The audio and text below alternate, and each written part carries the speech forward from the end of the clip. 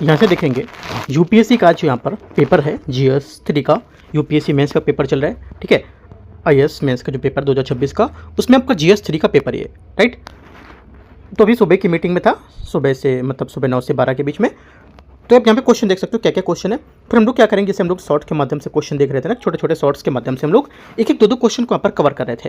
तो वैसे हम लोग अभी इसको 5 से 6 मिनट बाद फिर से कवर करेंगे, एक एक क्वेश्चन को लिखने का प्रैक्टिस करेंगे, ठीक है। तो आपको क्वेश्चन लिखना रहेगा, वो मैं आपको चीज़ें बताऊंगा कैसे कैसे चीज़ें आप यहाँ पर ऐड कर सकते हो, ठीक है। तो देखो यहाँ पर क्वेश्चन क्या बोला है।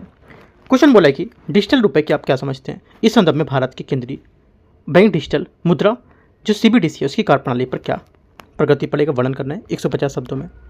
सेकंड क्वेश्चन है, इस दृष्टिकोण का परीक्षण करना है कि वित्तीय समावेशन भारत जैसे देश सामाजिक तथा आर्थिक समावेशन का अभिन्न हिस्सा है। आरबीआई के वित्तीय समावेशन सूचकांक की उपयोगिता पर प्रकाश डालना है। ये भी आरबीआई को लेकर के क्वेश्चन है, ये भी आरबीआई को लेकर के क्वेश्चन यहाँ पर था, ठीक है। तीसरा है, भारतीय कृषि में लागू किए गए पर विभिन्न तकनीकी मिशनों का वर्णन करना है और खाद्य सुरक्षा में उनकी भूमिका का परीक्षण करना है। तीसरा क्वेश्चन है। चौथा है, कृषि उत्पाद विपणन की अदक्षता हेतु उत्तरदायी कारकों का समझाना है। साथ ही कृषि उत्पाद की विपणन की अदक्षता को कम करने के लिए ई वाणिज्य किस प्रकार सहायता करेगा, ये बताना है आपको। पांचवा क्वेश्चन, 2 उदाहरण देकर समझाना है कि जैव प्रौद्योगिकी ने भारतीय किसानों को उनकी नाशवान फसलों के लिए कैसे यहाँ पर सहायता की है। ये पांचवा क्वेश्चन है, ठीक है। ऐसे करके आपके 20 क्वेश्चन है, जैसे कि 10 क्वेश्चन लेंगे आपके वो 10-10 मार्क्स के हैं, और आगे के जो पार्ट भी रहेगा उसके 10 क्वेश्चन आपके 15-15 मार्क्स के क्वेश्चन है, ठीक है। क्वेश्चन नंबर 6 यहाँ पर है, एक द्रुत प्रजनक रिएक्टर एफबीआर और एक तापीय परमाणु रिएक्टर के बीच भेद बताना क्या भेद हो सकता है।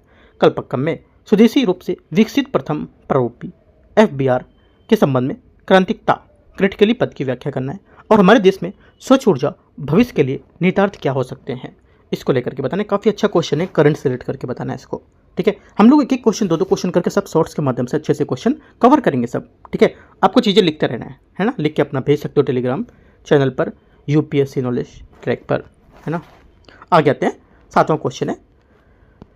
उपयुक्त उदाहरण के साथ आपको बताना है कि यहाँ पर भारत के पारिस्थितिक तंत्र पारिस्थितिक रूप में संवेदनशील जो क्षेत्र होते हैं उसके द्रुत अवसंरचना विकास और आपदा जोखिम में कमी के बीच विरोधाभास का प्रबंधन किस प्रकार किया जा सकता है, आपको बताना है 150 शब्दों में, ठीक है। तो देखो सब क्वेश्चन तो हम लोग यहाँ पर 20 क्वेश्चन नहीं पढ़ सकते, क्योंकि शॉर्ट्स का जो टाइम होता है, वीडियोस का लिमिट होता है कि आप 3 मिनट से ऊपर नहीं बना सकते हो, है ना। तो हम लोग जितने क्वेश्चन अभी आपको पढ़ के बता सकते हैं वो सब बता रहे हैं, फिर एक एक करके हम लोग इसको सॉल्व करेंगे अगले वाले शॉर्ट्स में। 8वां क्वेश्चन यहाँ से, 8वां देख सकते हो, 9वां यहाँ पे, और 10वां क्वेश्चन, 11 क्वेश्चन ये सब दे रखे हैं यहाँ पे,